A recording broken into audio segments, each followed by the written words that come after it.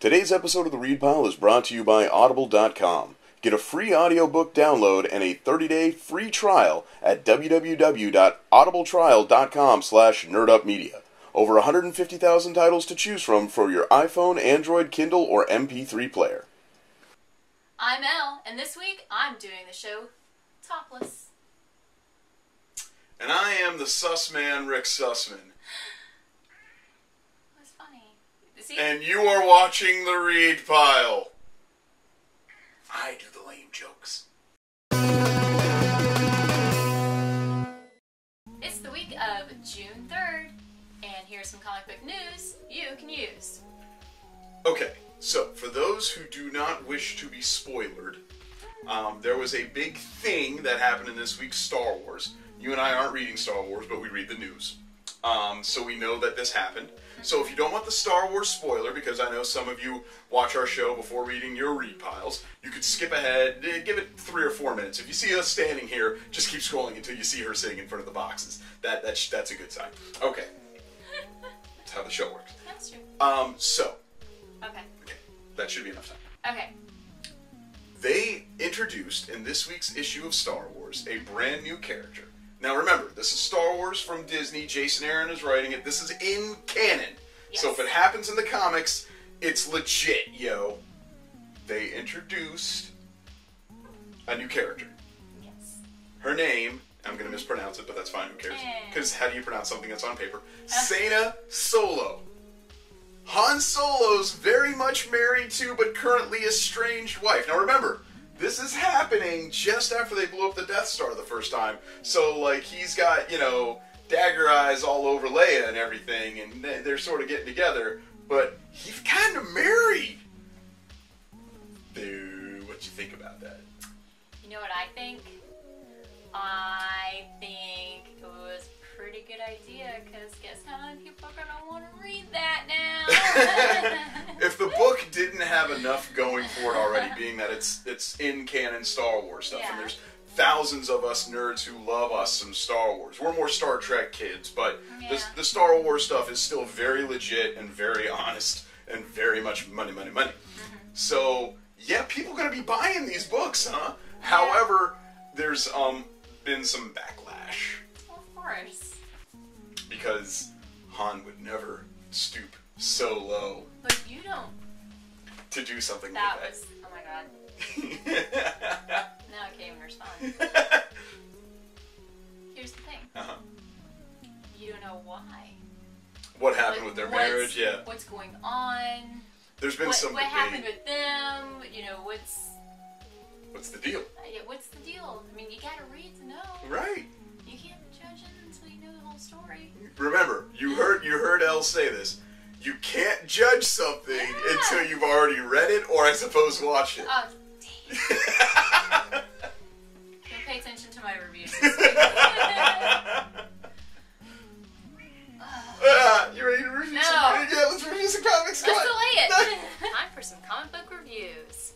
So, unfortunately, our comic shop was a little shorted on some of the comics, so this week I did not get my Wonder Woman annual or the Unbeatable Squirrel Girl. Disappointing, understandable, but it will be on next week's read pile. In the meantime, I decided to go ahead and fill the gaps, though, and try something new.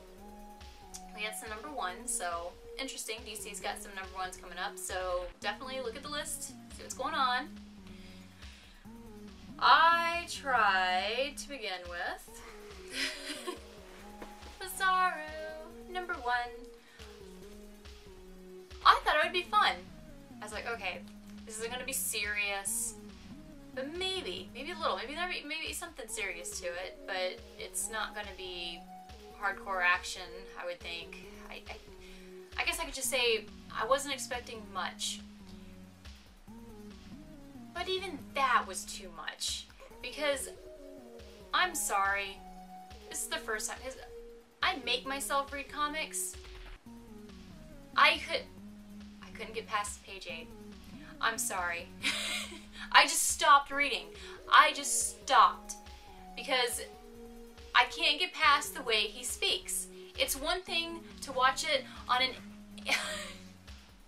Rick is rolling his eyes at me. He's like threw his phone to the side. He's behind the camera, just freaking out. Head is like whipped back.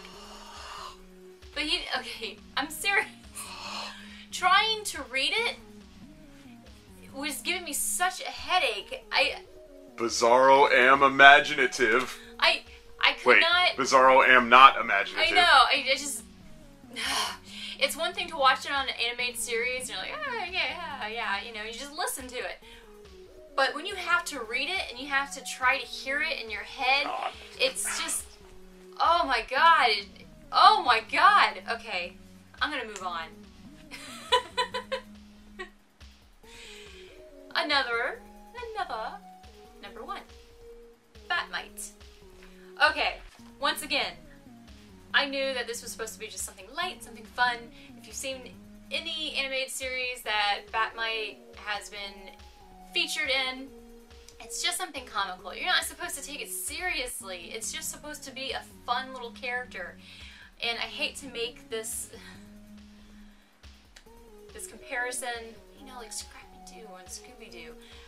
Them's fighting words. I know, it's a bad comparison, but I'm just trying to give you an idea of, I think, what they were kind of going, I don't know, maybe not, because now I feel bad, because I hated Scrappy-Doo. I hated him so much, but I like Batmite, sorry.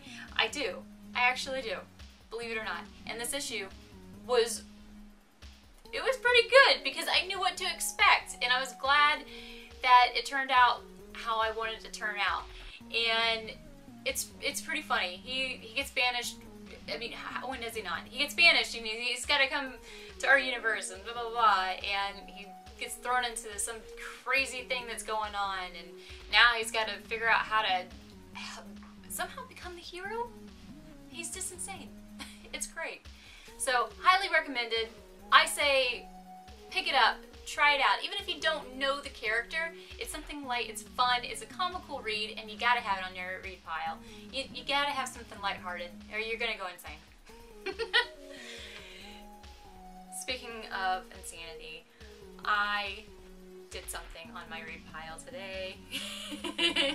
Let me go ahead and open this up. I'm gonna show you the front, don't worry, because, you know, I gotta show you the full insanity here. I did not know this until after my pickup last week for the read pile, and well, Convergence Plastic-Man #2. You had something in the back of your comic, and well, Jimmy, I didn't know about this until I saw your tweet, and I said, oh dear God, how did I not know this? So of course I said, please somebody acquire this for me, I need this. And I will admit it, I did not read the Convergence Plastic-Man #2 portion. I went straight to the back. And I decided to read the Harley Quinn sneak peek. Fantastic, of course. Same writers, yes, yes, yes. We got Jimmy, we got Amanda, it's them. And if you're reading Harley, you're picking up right there. You know what's going on. She's got her team of, the gang, I'm sorry. I apologize, Harley. I apologize. Your gang of Harley Quinns. And she's got them. This is where the last issue stopped. It's, you know, you're jumping on board. Now you're saying, okay, let's meet all the characters. It's just a little summary of kind of meeting everybody and her name, giving everybody a special name, which is hilarious. It's just absolutely ridiculous. And I will tell you, if Rick hasn't read it yet, he's going to agree about the Hanukkah thing, and he's going to find it very comical. And it's just Comica. That little touch. It cracked me up, because Rick has made this same joke, and to read that, all I could think of I was just, oh, he's gonna love this. He's gonna love it. So very fun. In fact, if you're not reading Harley Quinn, you would still enjoy it, because you don't need to know everything. It's a good jumping on point. So even if you have that one and you're reading it and you like that, you gotta pick, after reading this, you know exactly what the next issue is all about, so loved it. Now, Yes, absolutely fantastic, but I had to give props to something else on my read pile here. It's adorable. Help us, Great Warrior. Alright. Why? Why? Now I'll admit, I don't think I ever had it as a pick of the week, but I know it's always been a good review. And there are reasons. I'm not just picking it to pick it. Now, I've always mentioned that it has been a very comical, just light, easy, kind of read. Well, now we actually have some action going on, and it's fitting in very well. Poor little thing, though. Oh, the Great Warrior. So, turns out, not a spoiler, we already figured this out at the end of the last issue. Great Warrior's mom is the Demon King. Yeah, I did say that right. I sure did. I know I mess up on my words sometimes, but I actually said that right. Her mom is the Demon King. Yes. Yes, in fact. And she has decided to just go nuts. You know, she wants to take over the land. So, it's pretty funny, and the fact that now we're really getting some action, I'm loving it. I can't wait till the next issue. Alright, but in the meantime, I guess we'll see what Rick has to say. Alright, well those were reviews. I mean, we never really got out of the gates with Bizarro, but, you know, some people like comic books, others don't. Elle? Yeah? What? Sometimes you can pay attention to the banter instead of your phone. Anyway, I have books to review and apparently no witty banter to get into with my co-host while I try and review them, so I might as well start reviewing my books. No, it's fine. I'm sure your Pinterest is more interesting than our show. Beginning with Non-Player. And this week, folks, I'm going to make sure to actually have the images show up on top of each other rather than behind each other. That was confusing. Non-Player, fourth printing of issue number 1. For those of you who don't know and are unaware, Non-Player came out in the year of our Lord 2011. I heard great things about it. It was instantly picked up to become a movie. It was crazy bonkers go nuts. I never picked it up. Well, issue 2 debuted this week. I said, wow, this book is 4 years old. I might as well check out issue 1 since they produced a fourth printing to match up with issue 2. It's actually really cool. The art is fabulous. If I'm honest, I have to admit, though, I've already sort of read a story like this, at least as far as issue 1 is concerned, and that was definitely with Sword Art Online. It's all about a world where people are more concerned with their online persona version of themselves, and perhaps some of the non-playable characters, the NPCs, are like coming to life or something like that. Still a good issue, still a cool comic. I just wanted to review it because it's such a big deal. It is one of those moments in pop culture, at least for our world, that's of import. So, moving right along. Midnighter, number 1. I love this book. It's issue 1, though, and there's a lot of questions to be asked, but I love this book sort of unfairly. Midnighter is one of my favoritist characters of all time. Here's the problem, though. Midnighter and Apollo are Superman and Batman, very literally. Apollo gets his powers from the sun, Midnighter sort of looks and acts like Batman, and they are lovers. And that was the point of Authority, is that these two were the Batman-Superman analog, and they were doing it. And it was the joke of Authority. But then Midnighter just sort of evolved into this really awesome character. So when I found out that the super cool, really vicious version of Batman, who also happens to be gay, was getting his own comic, oh, I couldn't have been more excited. I have so many versions of Midnighter in my runs, all the books. I've got his Authority run, I've got his base run, and Mr. Orlando does not disappoint. I tweeted this earlier, but I'm going to try and find the exact quote because I don't want to misrepresent the fabulous writing. La la la la la. La la la. Ah! And I quote, "I'll burst your eyeballs and punch my fist into your liver." That is Midnighter. Oh, mwah, so good. Not quite a pick of the week this week, only because there was no Apollo, but there was a reference to Apollo, and if I'm honest, again, that's sort of the running gag this week, I am a little, turned off that it's not Apollo and Midnighter anymore, but there's hints as to why they're not together, and I'm sure once I find out what the story is about that, that's going to be pick of the week worthy. Still, very, very, very, very good, as long as you're a Midnighter fan, and you should be. Okay, now we're going to get to the part of the read pile with the one issue that kind of threw me for a loop this week. We have Wicked and Divine, issue number 11. We know that Karen and Jamie are friends of the read pile. They watch our show on occasion, which is lovely of them. I have to speak directly to those two folks right now. What are you guys doing? No! What happened? No, it was so sad. It was so very brutal.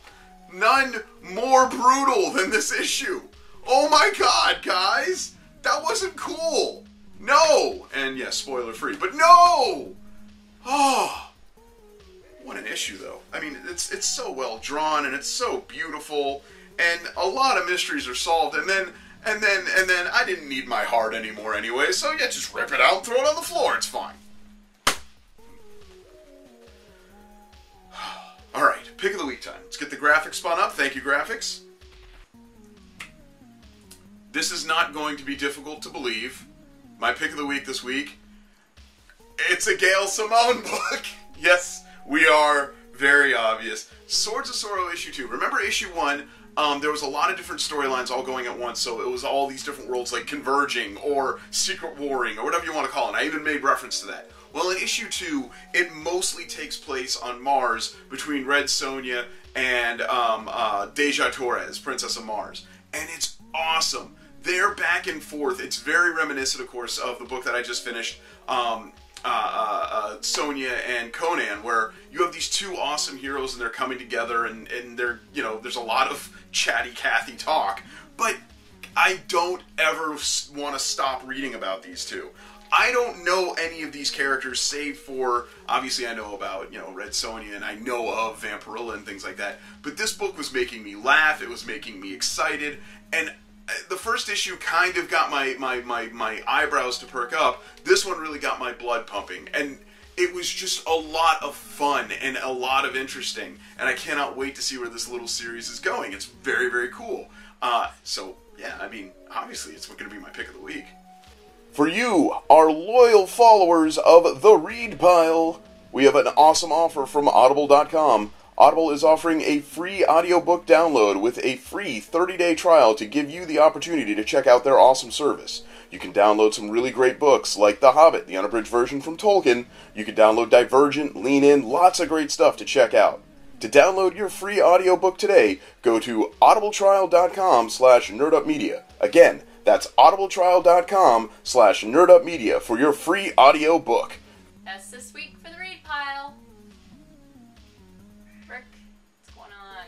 Well, as the viewers can see, I took it upon myself this week to re-gussy the Fortress of Nerditude. I realize you're getting a small sampling of it, but he cleaned. I organized, thank you, and I even added the cool Punisher image that our buddy Brian did for us about a year and a half ago. So that has finally made its way on. It takes a while for us to get stuff up on the wall. I'm sorry. We didn't even get a proper frame yet, and that was That's a good frame. That was my #1 complaint. I was like, hey dude, why isn't this in a frame? It's up there, alright? It should be in a frame. We'll get a frame.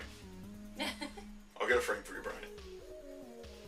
I'm ashamed. But more to the point, look, we've got like our Batman masks, and I got all the stuff back, and everything's looking. I got all the. Look. You know what? Shove. This is my Fortress of Nerditude, and I am totally okay with this. See you guys next week.